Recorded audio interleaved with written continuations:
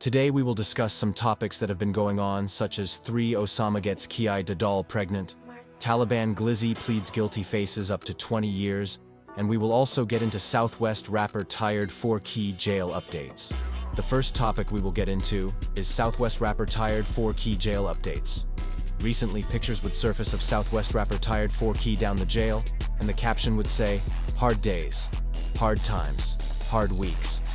Only the strong survive." Tired4Ki would be one of DC's biggest rappers, gaining over 100,000 views on multiple music videos, before he would be accused of killing an op from 4th Street named Dockwall Covington. Tired4Ki would recently take a plea deal, accepting a sentence of 12 years or less, and articles would say, "Homicide defendant accepts plea deal." A homicide defendant accepted a plea deal extended by prosecutors before DC Superior Court Judge Michael O'Keefe on October 10. Trevin Devore, 24, was originally charged with first-degree premeditated murder while armed and possession of a firearm during a crime of violence for his involvement in the fatal shooting of 27-year-old Dockwall Covington on May 17, 2021, on the unit block of O Street, SW. During the hearing, Devore's attorney, Veronice Holt, alerted the court of his intent to accept a deal extended by prosecutors.